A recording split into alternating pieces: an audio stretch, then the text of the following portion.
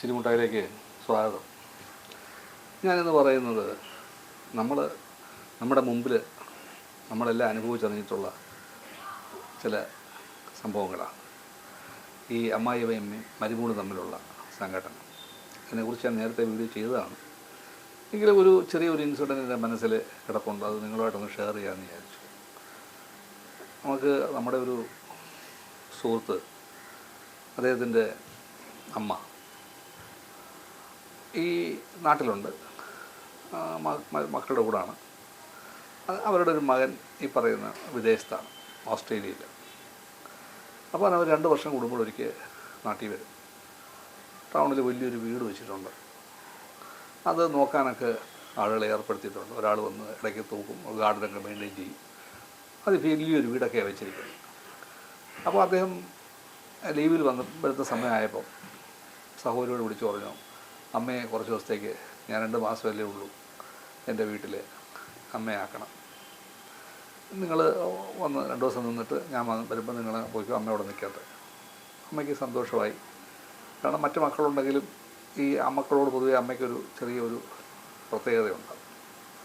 അപ്പോൾ ഈ അമ്മ അവിടെ വന്നു. 2 ദിവസം കഴിഞ്ഞപ്പോഴത്തേക്ക് മകനും അവൻ്റെ കുടുംബവും വന്നു. അപ്പോൾ കുടുംബം വന്നെങ്കിൽ ഈ കൊച്ചുമക്കൾക്കൊന്നും ഭാര്യയ്ക്കൊന്നും വലിയ ഒരു സ്നേഹം അങ്ങനെ അവരോട് കാണിക്കാറില്ല. കാരണം അവരൊക്കെ സ്വന്തം ഇഷ്ടത്തിന് ജീവിച്ചു തുടങ്ങി. പ്രത്യേകിച്ചും ഓസ്ട്രേലിയയിലൊക്കെ കുടുംബ ജീവിതങ്ങളെന്നൊക്കെ പറഞ്ഞാൽ അങ്ങനെ പേരൻസിൻ്റെ, അവൻ്റെ ഭർത്താവിൻ്റെയോ പേരൻസിനോടൊന്നും അവർക്കൊന്നും വലിയ താല്പര്യം ഉണ്ടാവാറില്ല. ഇപ്പോഴത്തെ തലമുറയുടെ ഒരു പ്രത്യേകതയാണ്. അവർക്ക് അവരുടെ കാര്യം നല്ലപോലെ അവർക്ക് ശമ്പളം കിട്ടുന്നുണ്ട്, ജോലി ചെയ്യുന്നുണ്ട്, കാശുണ്ട്. അവർക്ക് ഭർത്താവിൻ്റെ അമ്മയെ നോക്കാനോ അല്ലെങ്കിൽ അമ്മായിയമ്മയെ നോക്കാനോ അവർക്ക് സമയമില്ല, അവർക്ക് താല്പര്യമില്ല. അവർ ഉള്ളിൽ അവർക്ക് വെറുപ്പുക. അതൊരു ഇപ്പോഴത്തെ പ്രതിഭാസമാണ്. അതിങ്ങേറ്റം പോലെ അങ്ങേയറ്റം പോലെ ആൾക്കാരുണ്ട്. അപ്പം ഈ അമ്മ മകന് വന്നു, അവൻ്റെ 2 മാസം കഴിയാമല്ലോ, ഇനിയിപ്പോൾ എത്ര കാലത്തേക്കാണ് എന്ന് പറഞ്ഞ് മകനോടൊപ്പം താമസിച്ചപ്പോൾ ഒരാഴ്ച ആയപ്പോഴത്തേക്ക് അവൻ കടയിൽ പോയി കുറച്ച് ചിക്കൻ വാങ്ങിച്ചുകൊണ്ട് വന്നിട്ട് പറഞ്ഞു, അമ്മ ഇത് എനിക്ക് വേവിച്ച് ഒരു ബിരിയാണി ഉണ്ടാക്കി തരണം. എനിക്ക് അമ്മയുടെ ബിരിയാണി വന്നിട്ട് എത്രയോ വർഷമായി. എൻ്റെ വലിയൊരു ആഗ്രഹം അമ്മയുടെ ബിരിയാണി കഴിക്കണം. അങ്ങനെ അവൻ രാവിലെ എല്ലാം പറഞ്ഞ് ഏർപ്പാട് ചെയ്ത് ചിക്കനും വാങ്ങിച്ചു കൊടുത്തിട്ട് അവൻ വെളിയിലോട്ട് പോയി. ഇവർക്ക് സന്തോഷമായി, എന്തായാലും മകനൊരു ബിരിയാണി വെച്ചു കൊടുക്കാൻ സാധിച്ചല്ലോ. അങ്ങനെ സന്തോഷത്തോടെ അമ്മ നേരെ അടുക്കളയിൽ പോയി ഫ്രിഡ്ജ് തുറന്ന് ഈ ചിക്കനൊക്കെ എടുത്ത് വെച്ച് ബാക്കിയെല്ലാം ഉപയോഗിക്കാൻ നേരത്ത് കാണാം അവൻ്റെ ഭാര്യ ഏകദേശം ഒരു 10 മണിയായപ്പോൾ തലയൊക്കെ കെട്ടി ഒരു പ്രത്യേക വേഷ സംവിധാനത്തോടു കൂടി അവർ വന്ന്, എന്തോ അമ്മേ അടുക്കളയിൽ എന്താ ചെയ്യുന്നത്? അപ്പോൾ അവർ പറഞ്ഞു, മോൻ പറഞ്ഞു അവന് ചിക്കൻ ബിരിയാണി വേണമെന്ന്, ഞാൻ വെച്ച് കൊടുക്കണമെന്ന് പറഞ്ഞു. അത് ഞാൻ വെക്കുകയായിരുന്നു. അവൻ ചിക്കൻ വാങ്ങിച്ചുകൊണ്ട് വന്നു. ഓഹോ, ചിക്കൻ കൊണ്ടുവന്നൊക്കെ പണിയും തുടങ്ങിയോ? അത് അമ്മച്ചി അവിടെ ചുമ്മാ ഇരുന്നാൽ മതി, അമ്മ ഒന്നും ഇടപെടണ്ട, ഞാനത് വെച്ചോളാം. ഇത്രയും കാലം ഞാൻ വെച്ച ബിരിയാണിയിലോ ചേട്ടൻ കഴിച്ചുകൊണ്ടിരുന്നേ, അതുകൊണ്ട് ഞാൻ വെച്ചോളാം. അല്ല മോളെ, അവൻ പറഞ്ഞത് ഞാൻ വെക്കണമെന്നാണ്, എൻ്റെ പഴയ രുചിയെന്ന് അവൻ അറിയാൻ വേണ്ടിയാണ്. പിന്നെ അത് രുചി ഇപ്പം ഞാൻ വെച്ചു കൊടുക്കുന്ന ബിരിയാണിയല്ലേ, ഇതേ വർഷം അത് വെച്ചു കൊടുക്കുമ്പോൾ ആരാ പിന്നെ എന്ന് പറയുന്നതോടൊപ്പം തന്നെ ആ മരുമകൾ ഇവരുടെ കയ്യിൽ നിന്ന് ചിക്കൻ പിടിച്ചങ്ങ് വാങ്ങിക്കുക ചെയ്ത്. ഇവർക്ക് തകർന്നു പോയി. ഇവർ മനസ്സുകൊണ്ട് പറഞ്ഞു, ദൈവമേ, എൻ്റെ മകനൊരു ബിരിയാണി വയ്ക്കാനുള്ള സ്വാതന്ത്ര്യം പോലും എനിക്കില്ലേ? എന്നെ ഇനി മകനെ സ്നേഹിക്കാനുള്ള എല്ലാം തീർന്നു കഴിഞ്ഞു. ഞാനിനി എങ്ങനെ അവനെ സ്നേഹിക്കണ്ടേ? ഇവളുടെ അനുവാദമില്ലാതെ എനിക്ക് അവനെ സ്നേഹിക്കാൻ എങ്ങനെ പറ്റും? അവരുടെ കണ്ണ് നിറഞ്ഞു. അവർ നേരെ കിടക്കയിൽ പോയി അവർ കിടന്ന് ഉള്ളു പൊട്ടി അവർ കരഞ്ഞു. കരഞ്ഞിട്ട് പറഞ്ഞു, എൻ്റെ ദൈവമേ, എൻ്റെ മകന് അവൻ്റെ ഇഷ്ടത്തിനനുസരിച്ച് ഒരു ചിക്കൻ കറി വെച്ച് കൊടുക്കാനുള്ള ഒരു ഭാഗ്യം എനിക്കില്ലാതെ പോയല്ലോ. എൻ്റെ മരുമകൾ ഇത്രയും ക്രൂരത എന്തിനാ ആവുന്നേ? അല്ലെങ്കിൽ അവൾക്ക് പറഞ്ഞുകൂടായിരുന്നു, അമ്മ വയ്ക്കാൻ എനിക്കും കഴിക്കാമല്ലോ എന്ന്? തീർച്ചയായിട്ടും അമ്മയും എന്ത് സന്തോഷമായിരിക്കും അപ്പോൾ അമ്മയ്ക്ക്. അവർ ഒത്തിരി ആലോചിച്ച് ഒത്തിരി കരഞ്ഞു, ദൈവത്തെ വിളിച്ചു.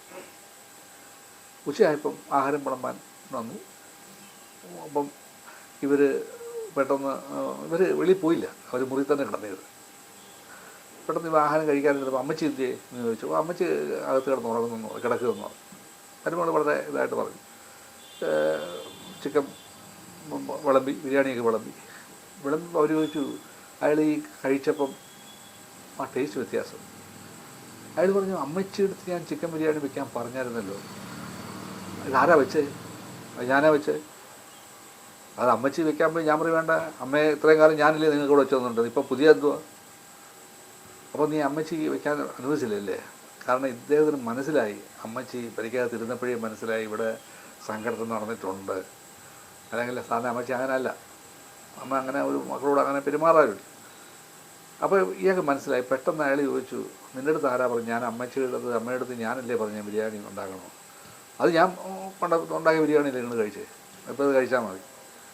ഇയാൾ പെട്ടെന്ന് ഇതെല്ലാം കൂടെ വാരി എടുത്തൊരൊറ്റ എറിയത്. ആ വീട്ടിൽ ആ അസ്വസ്ഥതയായി. ഒരു നിമിഷം ഒന്ന് ആലോചിച്ച് നോക്ക്, ഈ പെണ്ണ് ആ അമ്മയോടൊപ്പം ഒന്ന് ചേർന്ന് നിന്നിരുന്നെങ്കിൽ ആ വീട് എത്ര സന്തോഷമായതായി. എന്തിനാണ് ഈ അമ്മയ്ക്ക് രണ്ടാമത് അവർ അമ്മയെ മാറ്റി കാണുന്നത്? അവർക്ക് എത്രയോ വർഷം അവർ പെറ്റു വളർത്തി ഈ ലെവലിൽ കൊണ്ടുവന്ന് വേറെ ഭാര്യയായി എന്നുള്ള സത്യമാണ്. 2-3 കുഞ്ഞുങ്ങളുമുണ്ട്. 8 വർഷമായി, ഇത്രയേ ഉള്ളൂ. എന്നിരുന്നാൽ പോലും ഈ അമ്മയോട് ഇങ്ങനെ കാണിക്കാമായിരുന്നു. ഇത് ശരിയാണോ ചെയ്തത്? ഇപ്പോഴത്തെ തലമുറയിലെ പെൺപിള്ളേർക്കുള്ള കുഴപ്പമെന്നാണ്. അവർ പറയുന്നത് ശരി.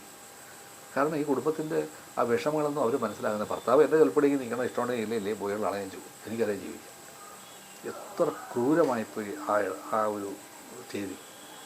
ഇത് പല വീട്ടിലും അനുഭവിക്കുന്നുണ്ട്, പലരും അനുഭവിക്കുന്നുണ്ട്, അവർ മിണ്ടുന്നില്ലെന്ന് മാത്രമേ ഉള്ളൂ. അപ്പോൾ ഇനിയുള്ള തലമുറയെങ്കിലും ഇത് കേൾക്കാൻ വേണ്ടി പറയുക, ദയവ് ചെയ്ത് ഈ അമ്മയും അച്ഛനും ഇങ്ങനെയൊക്കെ പറഞ്ഞു കഴിഞ്ഞാൽ അവരുടെ നേരെ കുതിര കയറാതെ അവരുടെ ഇഷ്ടത്തിനും കൂടെ നിങ്ങൾ പ്രാധാന്യം കൊടുക്കുക. അവർ കാത്തിരിക്കുകയാണ് അവരുടെ മക്കളെ ഒന്ന് ഇതാക്കാൻ. നിങ്ങൾ നാളെ വയസ്സാവുമ്പോൾ ഇതൊക്കെ തന്നെ അവസ്ഥ. അപ്പോൾ നിങ്ങൾ ഓർക്കും, അന്ന് ഞാൻ ചെയ്ത പ്രവൃത്തിയൊക്കെ നിങ്ങൾ ഓർക്കും.